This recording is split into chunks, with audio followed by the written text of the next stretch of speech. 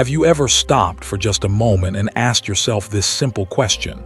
What is this world I'm living in really made of? Is it solid? Is it something out there independent, unshaken by your thoughts, untouched by your feelings? Or could it be something else entirely? Centuries ago, long before modern science gave names to atoms and waves, long before psychology mapped the patterns of human thought, a wandering sage sat beneath a tree and spoke a truth so profound it shook the foundation of human understanding. All things are created by the mind, not by chance, not by the gods, not by fate, but by your mind. The world you see, the joy you feel, the pain you carry, the future you fear, all of it is painted stroke by a silent, invisible painter within you. And the name of this painter is mind. Imagine for a moment a vast, empty canvas. And on this canvas, colors appear: vivid reds of anger, cool blues of peace, swirling grays of uncertainty. The brush moves without pause, painting mountains of meaning, rivers of memory, storms of craving and desire. It paints faces you love and ones you dread, situations you run toward and moments you try so hard to forget. But here's the secret nobody told you. That painter isn't the world, it isn't the people around you, it isn't luck nor circumstance. It's you, your mind. In the Dhammapada, one of the earliest collections of the Buddha's teachings, it begins with this declaration: mind precedes all things, mind is their chief, mind-made are they. If one speaks or acts with an impure mind, suffering follows like the cartwheel follows the ox's hoof. But if one speaks or acts with a pure mind, happiness follows like a shadow that never leaves. It's not just poetry, it's a warning and an invitation. Because if your mind is the artist, then your life is the artwork. And every brushstroke matters. Every thought you entertain, every belief you cradle, every story you tell yourself about who you are, about what you deserve, about what the world owes you, those are the colors staining your canvas. Those are the echoes shaping your world. And yet, most of us live as if the canvas paints itself. We blame the weather for our moods, other people for our emotions, fortune for our success, fate for our failures. We cling to the illusion that the world is something that happens to us, not something that happens through us. But think about it. Two people stand in the rain. One curses the cold, drenched and miserable. The other lifts their face to the sky and feels grateful for the life-giving water. Same rain, different worlds, because the world isn't what it is. The world is what your mind says it is. A wise monk once said, "There are no real prisons, only the prisons we build in our minds." What you fear, what you desire, what you hate, what you love, they're not floating out there in the world waiting to claim you. They're born within the mind, fed by attention, made real through belief, and then projected onto everything you see. And so the ancients called it Maya, the great illusion. But here's the good news. If the mind builds the prison, it can also build the key. You are not at the mercy of your thoughts. You are not a victim of what you see, hear, or experience. You are the silent artist behind it all. And the first step to reclaiming your power is to notice, not to fight, not to deny, just notice. When anger rises, see the brushstroke. When joy bursts forth, watch the color bloom. When sorrow drowns you, recognize the storm is made of paint, not permanent stone. The canvas is vast, but the painter is subtle. And the moment you realize you are both the artist and the observer, something incredible happens. You stop being ruled by your creations. You start choosing them. You start choosing peace instead of resentment, patience instead of rage, forgiveness instead of bitterness, compassion instead of indifference. Not because life got easier, but because your mind got wiser. This is not some distant, mystical concept reserved for monks in mountains. It's the very fabric of your daily life. At this very moment, you are painting, with every thought, with every word, with every intention you set. And whether you realize it or not, you will wake tomorrow inside the world your mind has painted today. This truth isn't meant to frighten you. It's meant to set you free. Because if the mind can create sorrow, it can create peace. If it can weave illusions, it can cut through them too. And so, with every breath you take, you stand at a crossroads. You can continue to paint with unconscious strokes, letting habit, fear, craving, and anger dictate the shapes and shades of your world. Or, you can wake up. You can pick up the brush of awareness and begin to paint differently. This isn't about perfection. It's about presence, about seeing the brush in your hand, about noticing what colors you've been using, and realizing you have a choice. The invisible painter has always been you, and you have always been free. And so, as this ancient truth begins to settle in your heart, let's take a deeper step, not to some faraway philosophy, but to the world right in front of you, the one shaped by the very thoughts you carry. Because what you see isn't simply there, it's born from something much closer than you think. Let's see how. Close your eyes for a moment and picture the place you call home, the walls, the light that spills in at dawn, the scent of warm tea, the texture of old wood beneath your hand, the sound of distant birds calling to one another through the mist.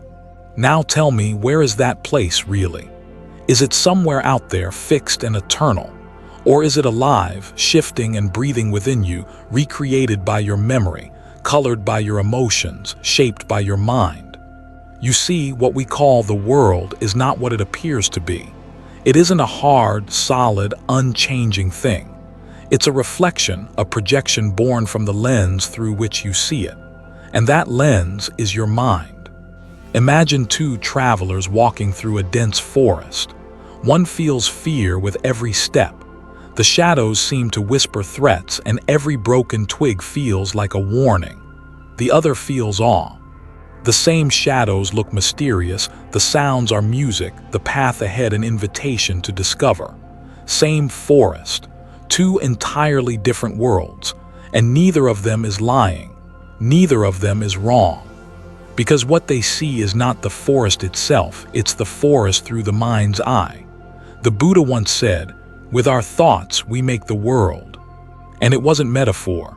It was precise, simple, and profoundly literal.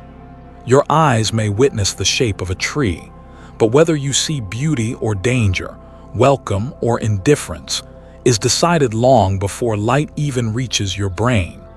It's decided by the stories your mind has learned to tell. From the moment we are born, the world begins to impress itself upon us. Voices tell us what is good and bad, safe and dangerous, sacred and profane. Experiences carve grooves in the mind, habits form, and the way we perceive the world becomes less about what's truly there, and more about what we expect to find. A word of praise and the mind blooms like spring. A careless insult and the same world turns gray and heavy. But what changed? The sun still rises. The air is the same. Mountains remain unmoved. Only the mind shifted. And with it, the entire universe followed. The great Zen master Huang Po once declared, "If you would quiet your mind and see clearly, you would realize that the entire world is nothing but your own reflection." It's not a mystical exaggeration. It's the anatomy of perception. The mind doesn't passively observe the world. It creates it.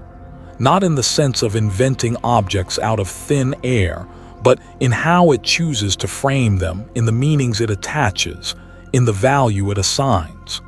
This is why a single word can heal or destroy, a glance can inspire hope or fear, and a simple morning sky can look like a promise or an empty void. We are, all of us, walking through a world made not of things but of meanings. And meanings live in the mind. But here's where the real power lies. If the mind has the ability to shape the world you experience, then shifting your mind reshapes the entire landscape you live within. This is the heart of Buddhist practice. Not to escape the world, not to numb yourself against its sorrows or chase endlessly after fleeting joys, but to see clearly, to recognize that what you think is out there is in truth a mirror, a reflection of your own mind. And when you see the reflection for what it is, you are no longer a prisoner to it. This is why meditation isn't a luxury. It isn't about sitting still and feeling peaceful. It's about scrubbing the lens clean, peeling away the habits of thought, the crust of old fears and stories, until the world reveals itself as it truly is, empty of fixed meaning, yet endlessly alive with possibility. And in that emptiness, there's peace. Because the storm outside doesn't dictate the storm within, because you realize it never did. Consider this. A monk sits in silence as thunder cracks overhead. The air is thick with tension, the sky a stormy gray. But within the monk's mind, there's nothing but stillness. A soldier stands in the same rain. His heart pounds. His memories haunt him. Same sky, same rain, two worlds. And so ask yourself, how many times have you mistaken the storm outside for a storm inside? How many days have you lived trapped within a version of the world your mind convinced you was real, when it was only one possibility among countless others? The wisdom of the sages was never to tell you what the world is. It was to hand you the tools to see what your mind is doing to it. And once you see, you can choose. Choose to let go of ancient resentments. Choose to drop stories that no longer serve you. Choose to reinterpret the rain not as punishment but as renewal. Choose to meet each moment as it is, fresh, untainted by yesterday. It's not easy. The mind clings to its patterns. It resists new visions of old things. But with practice, the grip loosens.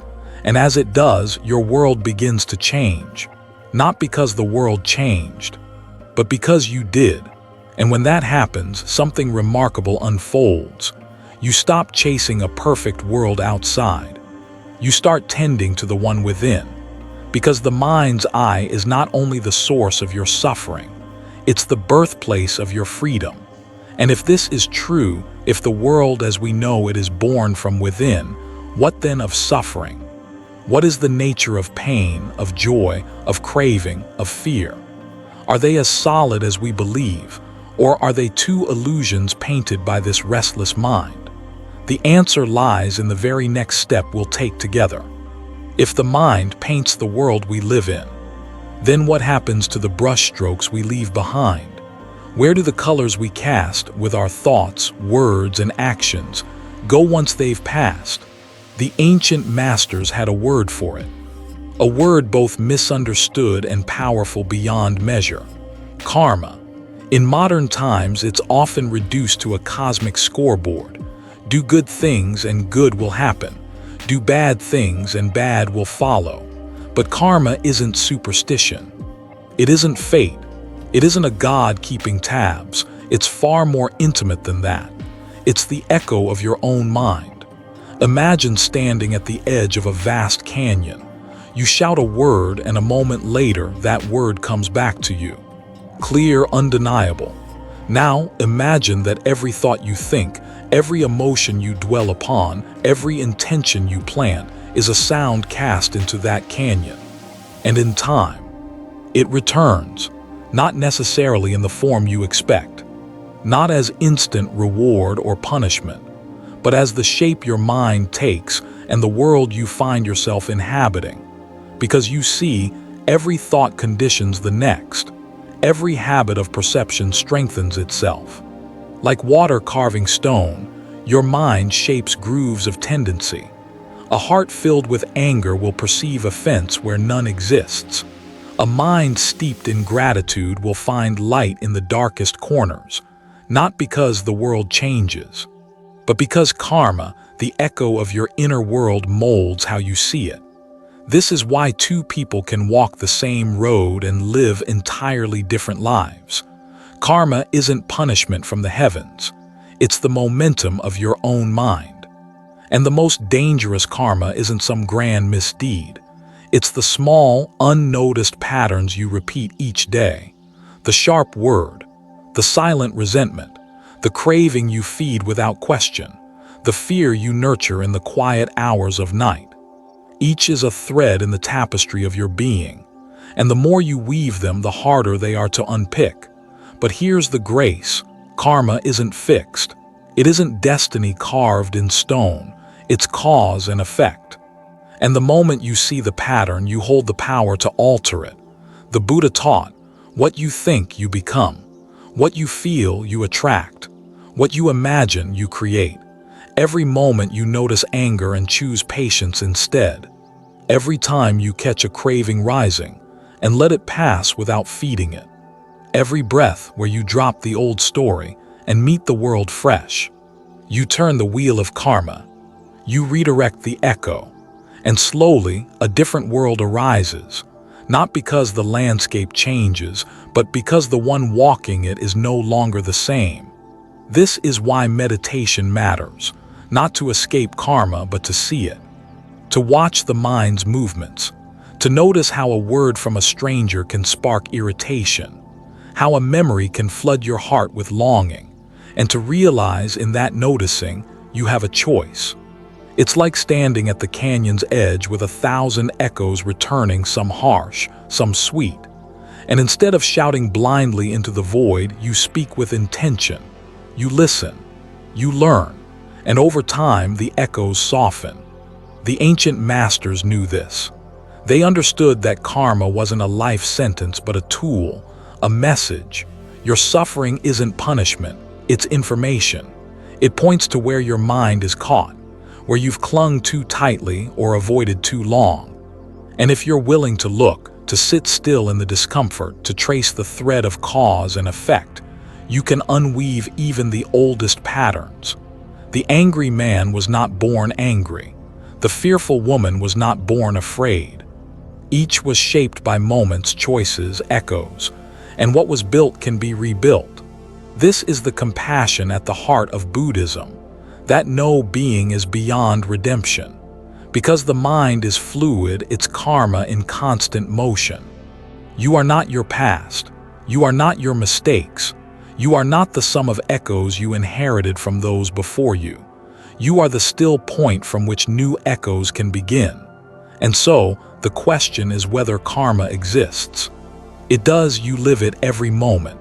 The question is, what kind of world are you creating now? With your thoughts, your words, your actions, every moment is a seed, and the harvest will be yours to walk through. But here's the mercy in it all. The world you've made can be remade. You need not be bound by old karmic weight. The mind that created suffering can also give birth to freedom, and it begins not in some distant future, but here, in this breath, in this noticing, in this gentle choosing to speak not with anger but with clarity, to hold not resentment but understanding, to meet not fear but courage. And so, as we step forward, there's one question left to consider. If karma is the echo of the mind, then what of the mind itself? What is its nature? Where does it come from, and where does it go when the echoes fall silent? In that mystery lies the next doorway, and we are ready to open it. So, if karma is the echo of the mind, if every thought leaves a trace, then what really is suffering? And where does happiness live? We've been taught in subtle ways to look outward, to chase pleasure and run from pain, to believe that joy comes from things going our way and sorrow arrives when the world turns against us. A new job, a perfect partner, the house, the title, the applause. But tell me, have you ever had a moment where everything should have been perfect and yet an emptiness lingered? Or a time of struggle when, against all odds, a strange peace rose within you? We've all touched it, felt the strange, untethered truth. Happiness and suffering are not conditions of the world. They are creations of the mind. The Buddha spoke of this plainly. Mind precedes all things. Mind is their chief. They are mind-made. When you hear these words, it's tempting to nod along, thinking it poetic. But it isn't metaphor, it's mechanics. Let's peel this back together. Imagine this: two people standing in the rain. One curses the storm, frustrated, soaked, believing fate has wronged them. The other lifts their face to the sky, feels the cool drops against their skin, and for a moment tastes something sacred in the simple fall of water. Same rain, different world, because suffering and happiness don't arise from circumstance.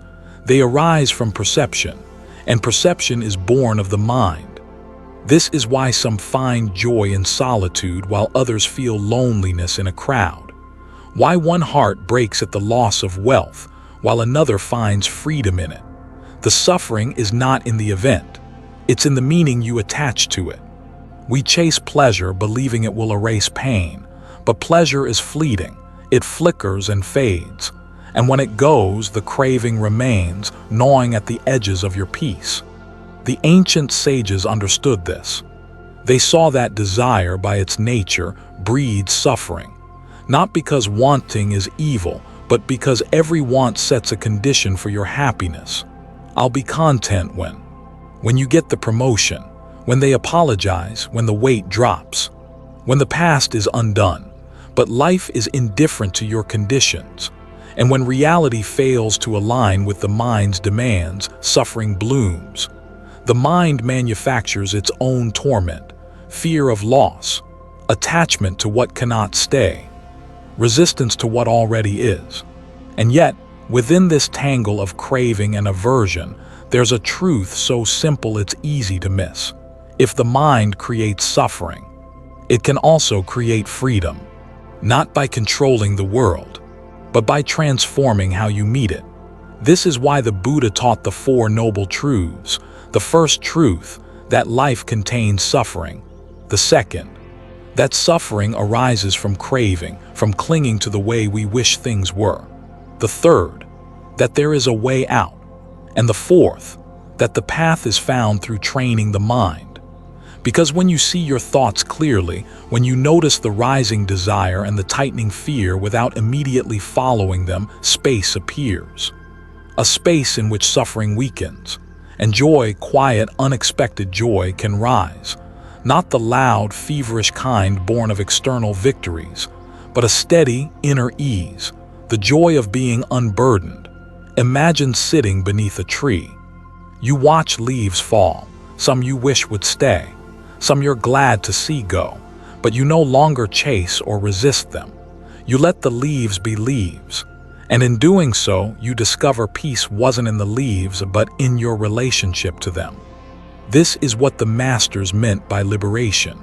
Not a life free of hardship, but a mind free of unnecessary suffering.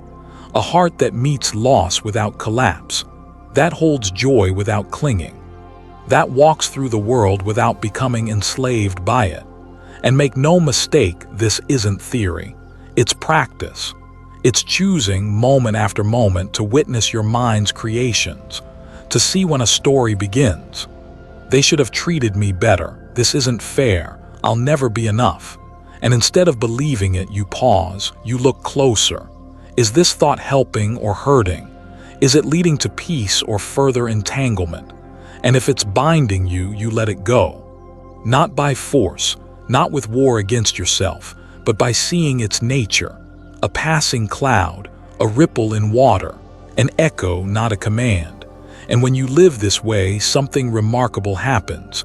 Suffering no longer owns you. Joy no longer depends on circumstance.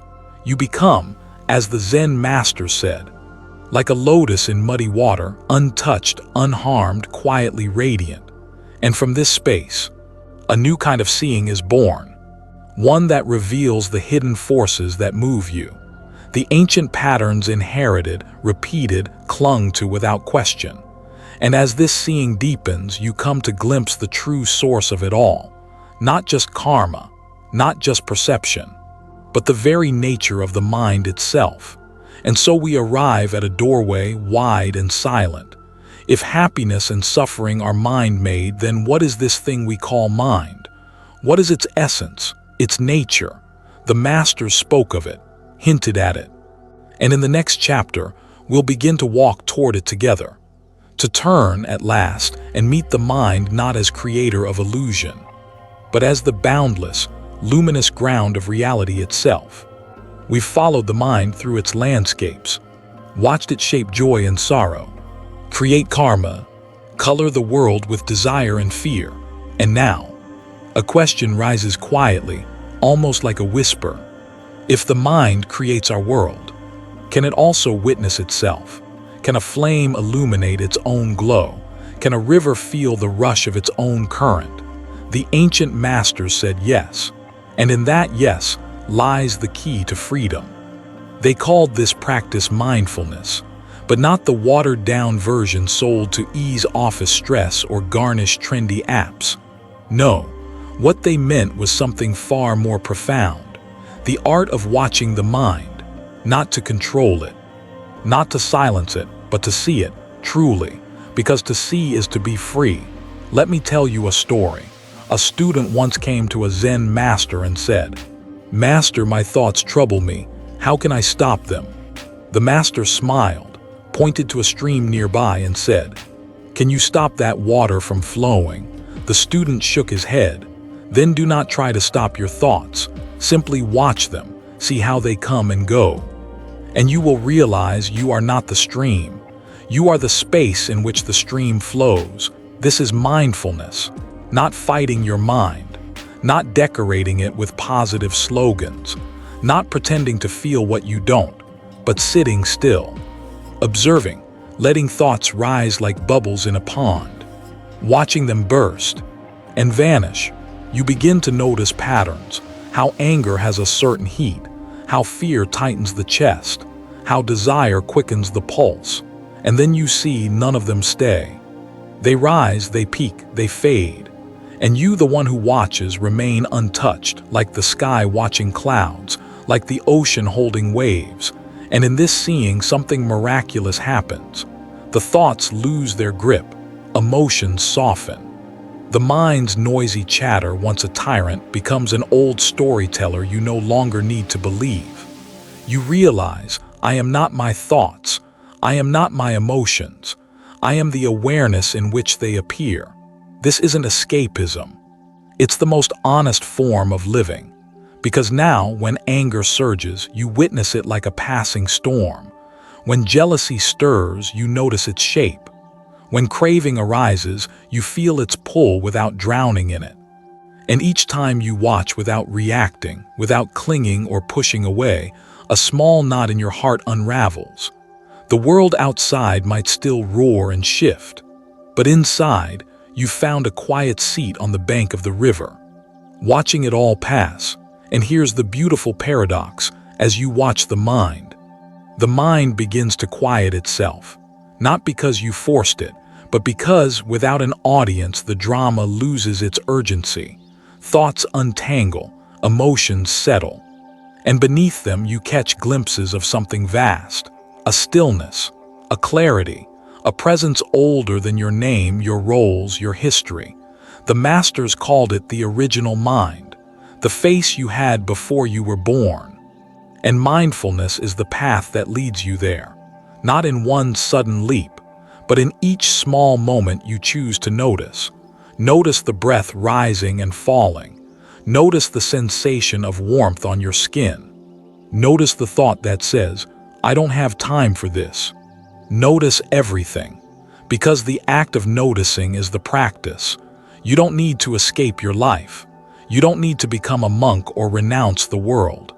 You only need to bring your attention here, to this moment, to what's real right now. The Zen poet Ryokan wrote, "Sitting quietly, doing nothing. Spring comes and the grass grows by itself." Mindfulness isn't about fixing yourself. It's about remembering you were never broken. It's about waking up to the theater of your mind and choosing, finally, to sit in the audience, not on the stage. And as this practice deepens, a new kind of seeing arises. You begin to sense the space between thoughts, the quiet before a craving, the calm after a fear. And one day, if only for a moment, you glimpse the mind's true nature, open, vast, limitless, not some cold, detached emptiness, but a luminous, boundless presence in which everything appears and dissolves. And in that glimpse, the world changes. Not because the world has changed, but because your seeing has. The same rain falls, the same traffic hums, the same sorrows visit, but you, grounded in awareness, walk through it all like the lotus through the muddy water, unstained, alive, free. And this is just the beginning, because once you learn to watch the mind, you realize it's not just thoughts you're watching. You're watching the very process of creation itself, the painter at work, the weaver of worlds.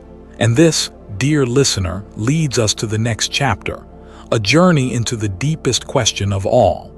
If I am not my thoughts, not my feelings, not my passing roles, then what am I? Let's walk toward that mystery together. You've seen the mind. You've watched it paint illusions, echo karma, birth joy, sculpt sorrow. You've sat beside it in silence and learned not to drown in its waves, but to witness them. And now, a new possibility rises. Not just watching the mind, but transforming it. Not just freeing yourself from the mind, but reclaiming the power to shape the world through it. Because here's a truth the Buddha saw under the Bodhi tree. A truth hidden in plain sight. Change the mind, and you change the world. Let's stop for a moment, not philosophize, just look. The war's out there. Begin in the greed, anger, and ignorance in here. The environmental destruction, born from craving, from the illusion of separation, from forgetting we are the earth. The broken systems, the injustice, the cruelty, they don't fall from the sky. They rise from the architecture of the collective human mind. And what built that mind? Habit, conditioning, unawareness. But if the mind is built, it can be rebuilt. If it is trained, it can be retrained. This is the sacred rebellion of the awakened ones. Not to escape the world, but to re-enter it differently, wiser, softer, unshakable. Let me tell you something that once shook me awake. A monk was walking through a village. A child ran up and asked, "Why do you meditate?" The monk knelt down and said, "Because I want to be dangerous, but only to ignorance. I want to be strong, but only in compassion. I want to change the world, but I had to start here." And he placed his palm gently on his chest. That's what it means to reclaim freedom. You are not a prisoner of your past thoughts. You are not doomed to repeat old reactions. You are not bound to yesterday's version of yourself. Freedom is not somewhere out there. It's the space between thought and response. And in that space, you can choose. Choose to breathe instead of explode. Choose to listen instead of judge. Choose to pause instead of react. And that's not weakness. That's power, true power, because anyone can yell, anyone can fight. But to meet chaos with clarity, to meet hatred with presence, that is the work of an awakened mind. And here's the deeper magic. When your mind changes, your energy shifts. Your words carry new weight. Your presence becomes medicine, and people feel it. They can't name it, but they notice. They soften, they open. Because transformation ripples outward, like a candle lighting another without losing its flame, like a bell ringing truth across valleys of silence. The Buddha didn't conquer lands. He didn't raise armies. He sat beneath a tree and changed the world by changing the way he saw it. And so can you. But how? How do we transform the mind? It begins in small moments, not grand declarations, but in pausing before you speak, in questioning the voice that says, "I'm not enough," in noticing the craving, the clinging, the fear, and choosing not to feed it. One choice, then another, and slowly a new self emerges, not built on ego, but on awareness. Not built on control, but on compassion. Not built on illusion, but on truth. This is the path of the warrior of peace. the one who no longer waits for the world to be kind themselves. And make no mistake, this transformation is not passive, it is fierce. To face your shadows, to hold your anger with tenderness, to walk through grief without closing your heart. This is not weakness, this is revolution, the revolution of returning to yourself, the revolution of reclaiming your own mind from the machinery of conditioning.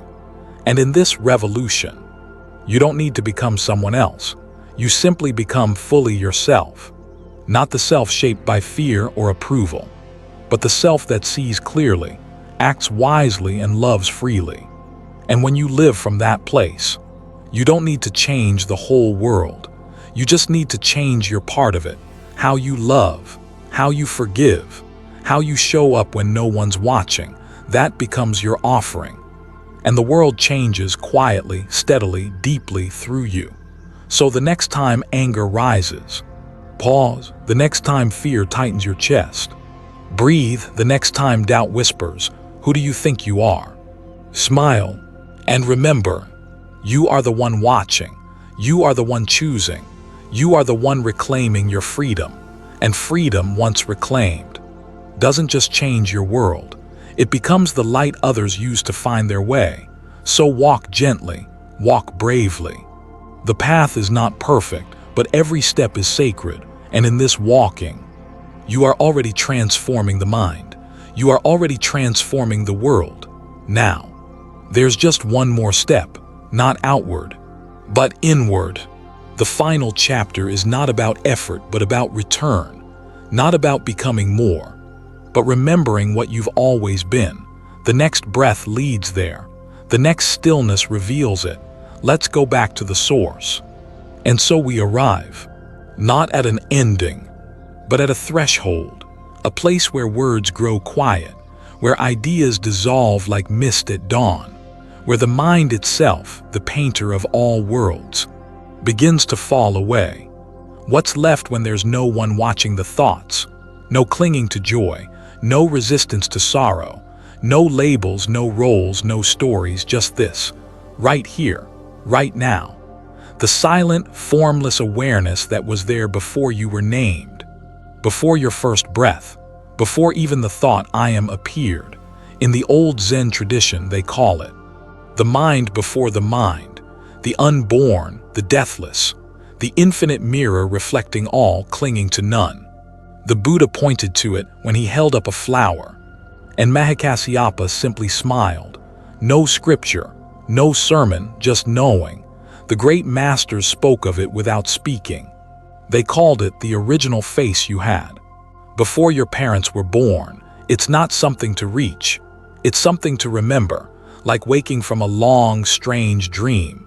Realizing the suffering was in the believing, the freedom was always yours.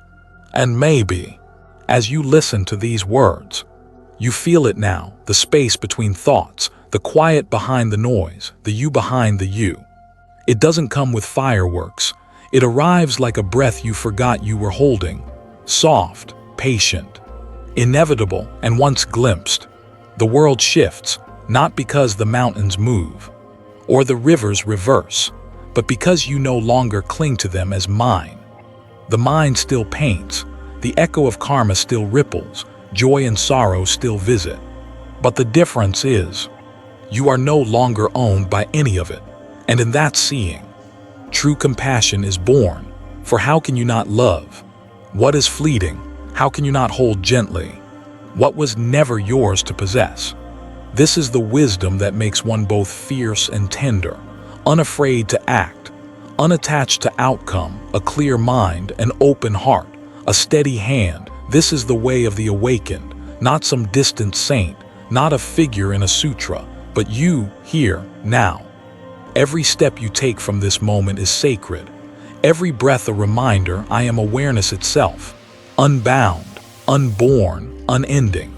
And though this chapter closes, your journey doesn't. The mind will wander, the world will test you. But somewhere inside, a quiet part of you now knows. You are not the storm. You are the sky, not the thought, but the space in which thought appears, not the story, but the witness. And when you forget, as we all do, just return to this breath, this presence, this unshaken stillness. It will be waiting, it always was, if these words have touched you. If this journey stirred something ancient inside you, I invite you to stay with us. This isn't just a channel, it's a quiet place in the noise, a circle of travelers waking up together. So, if you haven't already, click subscribe and join this community of awareness. And if this message felt like a bell ringing in your chest, leave a comment below and let me know what part spoke to you most. We are not meant to wake alone, and if you feel someone in your life might need this reminder too, share this video. You never know whose darkness it might quietly light. Thank you for walking this path with me, for remembering what you are, and for carrying this stillness into a restless world. Until we meet again, stay awake, stay kind, and stay free.